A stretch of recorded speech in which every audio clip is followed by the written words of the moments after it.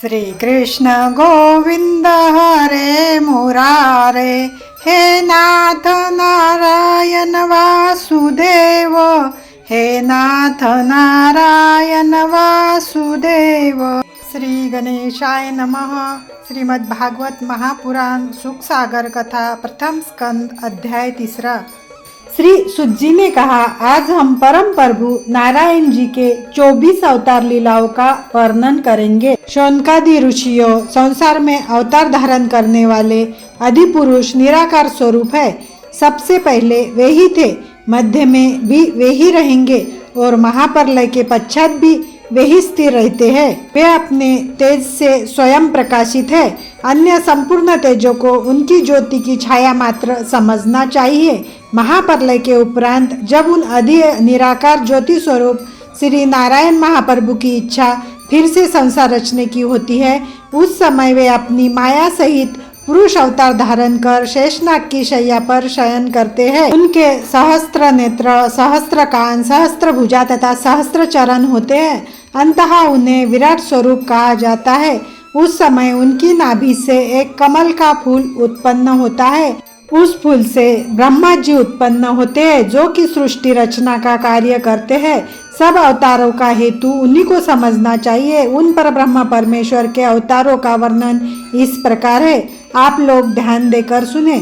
आदि प्रभु का पहला अवतार कोमार सर्ग का आश्रय लेकर सनक, सनंदन, सनातन एवं सनत कुमार के रूप में हुआ, जिसमें उन्होंने सदैव ब्रह्मचर्य व्रत का पालन किया तथा वे सदैव 5 वर्ष की अवस्था धारण किए रहते हैं। दूसरा अवतार वराह का हुआ, जिसमें वे एकार्णव के जल में डूबी हुई पृथ्वी का उद्धार कर उसे पाताल से बाहर निकाल लाए। तीसरा यज्ञ पुरुष का चतुर्भुजी अवतार लेकर श्री नारायण जी ने राजाओं को यज्ञ करने की विधि बतलाई। चौथा अवतार हयग्रीव का था, जिसमें संपूर्ण शरीर मनुष्य जैसा परंतु मुख घोड़े के समान था। उस अवतार में श्री नारायण जी ने ब्रह्मा जी को वेदों का पाठ पढ़ाया। पांचवा अवतार नर नारायण के रूप में हुआ।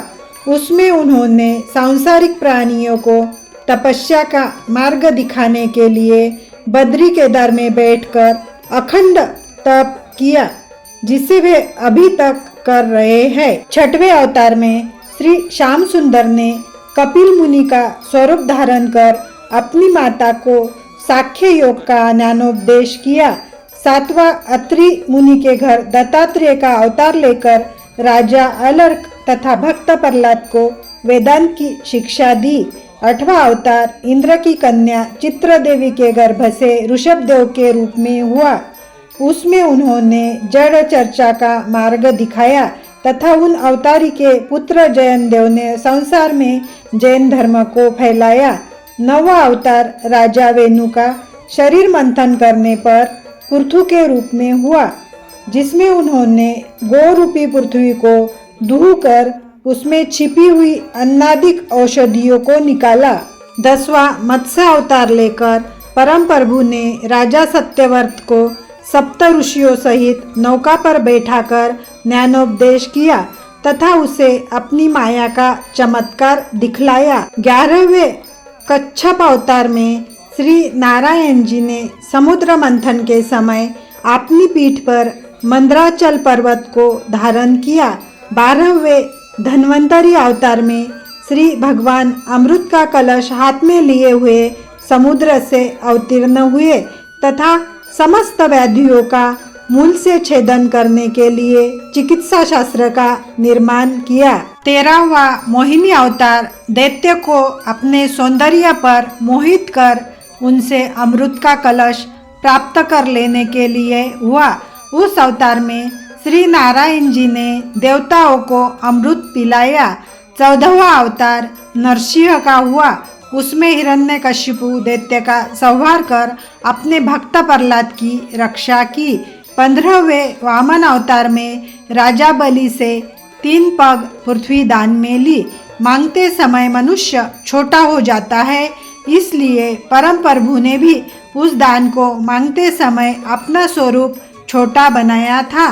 16वें हंस अवतार में सनत कुमार आदि को ज्ञानोपदेश कर उनका गर्व नष्ट किया। 17वां नारद अवतार धारण कर पंचरात्र वेद का निर्माण किया, जिसमें वैष्णव धर्म का संपूर्ण वर्णन है। 18वां हरि अवतार लेकर गजेंद्र को ग्रह के फंदे से छुड़ाया। 19वां परशुराम अवतार हुआ, जिसमें 21 बार क्षत्रिय राजाओं का संहार कर उनकी संपूर्ण पृथ्वी ब्राह्मणों को दान में दे दी। 20वां रामचंद्र अवतार लेकर समुद्र का अभिमान नष्ट किया तथा रावण को वंश सहित संहारा। 21वां अवतार वेद व्यास के रूप में लेकर सब वेदों के भाग करके 18 पुराण तथा महाभारत का निर्माण किया। 22वां श्री कृष्ण अवतार धारण कर कंस, कालयवन तथा जरासन आदि अधर्मी राजाओं का संहार किया। पृथ्वी का भार उतारा एवं कलियुग वासियों को संसार सागर से पार उतारने के लिए अनेक मनोहारिणी लीलाएं की। 23वां बुद्ध अवतार हुआ। इस अवतार का कारण यह था कि जब एक समय दैत्यों ने अपने गुरु पुरोहित शुक्राचार्य से यह कहा कि देवतागण ही इंद्रासन के अधिकारी होते हैं, अतः आप हमें कोई ऐसा उपाय बताइए जिससे हमारा भी उस पर अधिपत्य हो सके तथा हम लोग निष्कंटक राज्य करें। उस समय शुक्राचार्य ने उन्हें यह सलाह दी कि देवताओं का राज्य यज्ञ करने के कारण अविचल है, अतः तुम लोग भी यज्ञ करो। शुक्राचार्य की यह आज्ञा मानकर समस्त दैत्यों ने देवलोक का राज्य प्राप्त करने की इच्छा से यज्ञ करना आरंभ कर दिया।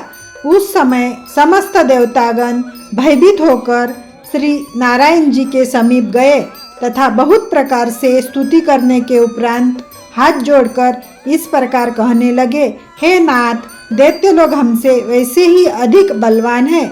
अब यज्ञ करने से तो उन्हें और भी विशेष शक्ति प्राप्त हो जाएगी। उस स्थिति में हम उन्हें किसी भी प्रकार नहीं जीत सकेंगे, अतः आप कोई ऐसा उपाय कीजिए जिससे हम लोगों का यह भय नष्ट हो जावे। देवताओं की यह प्रार्थना सुनकर आदिपुरुष भगवान बुद्ध अवतार धारण कर सेवड़े का रूप बना, मैले कपड़े पहने, हाथ में चवर लिए हुए उस स्थान पर गए जहाँ वे दैत्य यज्ञ कर रहे थे। बुद्ध रूपधारी भगवान को देखते ही दैत्यों ने उनका बहुत सम्मान किया। तत्पश्चात उनसे पूछा, आपके हाथ में यह कौन सी वस्तु है? बुद्ध रूपी भगवान ने कहा, यह चवर है। मनुष्य जिस स्थान पर बैठता है वहाँ उसके नीचे अनेक छोटे छोटे कीटाणु दबकर मर जाते हैं, इसलिए प्रत्येक स्थान को झाड़ लेने के बाद ही बैठना चाहिए। इसी कारण हम अपने हाथ में यह चवर लिए फिरते हैं ताकि यदि कहीं बैठे तो बैठने से पहले उस स्थान को इससे झाड़ ले। यह सुनकर दैत्य ने उनसे दूसरा प्रश्न किया, आपके कपड़े मैले क्यों है? बुद्ध भगवान ने उत्तर दिया, कपड़े धोने से भी बहुत से जीवों की हत्या हो जाती है जो कि कपड़ों में रहते हैं, इसलिए हमने कपड़े न धोने का व्रत ले रखा है। नारायण जी की ऐसी बातें सुनकर वे दैत्य मोह को प्राप्त हो गए तथा उनका मन यज्ञ से फिर गया। उन्होंने परस्पर विचार किया कि यज्ञ करने से तो जीवों की हिंसा होगी, उस स्थिति में यज्ञ निष्फल हो जाएगा और हमें अधिक पाप भी लगेगा, इसलिए यज्ञ नहीं करना चाहिए। यह निश्चय करके दैत्यों ने यज्ञ करना बंद कर दिया। उसका परिणाम यह हुआ कि उनके धर्म का बल नष्ट हो गया तथा देवतागण अधिक शक्तिशाली हो गए। सुज्जी बोले, हे ऋषियों, कलियुग के अंत में श्री नारायण का 24वां अवतार कल्कि नाम से होगा। उस समय वे धर्म की वृद्धि कर मलेच्छों तथा अधर्मियों का नाश करेंगे। इन 24 अवतारों में श्री कृष्ण अवतार ही 16 कलाओं से परिपूर्ण हुआ था। बाकी शेष अवतारों में लीलामय प्रभु अपने कुछ अंशों से ही अवतरित हुए हैं। संसार में जितने भी ऋषि, मुनि, देवता, मनुष्य, जीवधारी तथा जड़ चेतन हैं, उन सब में उन्हीं पर ब्रह्म का प्रकाश समझना चाहिए। वे सभी श्री नारायण जी के अंश से उत्पन्न हुए हैं। इस प्रकार उन आदि पुरुष के अवतारों की कोई गणना नहीं की जा सकती। वे परम परमेश्वर अपनी माया से इस संपूर्ण जगत को उत्पन्न करते हैं, परंतु स्वयं कभी भी माया के वशीभूत नहीं होते। यही कारण है कि संसारी जीवों के दुखी होने पर भी उन्हें स्वयं किसी प्रकार के दुख का अनुभव नहीं होता। उनकी लीला, नाम एवं चरित्र को कोई नहीं जान सकता।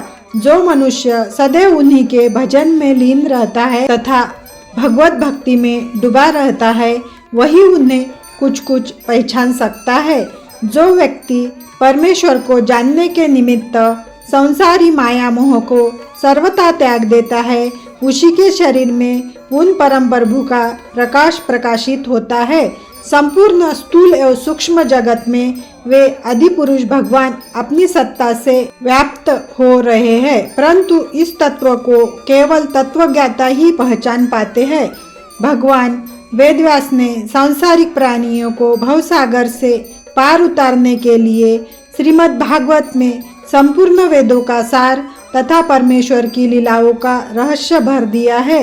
इस कथा को उन्होंने हरिद्वार में गंगा तट पर ऋषि मुनियों के बीच बैठकर अपने पुत्र श्री सुखदेव जी को पढ़ाया था।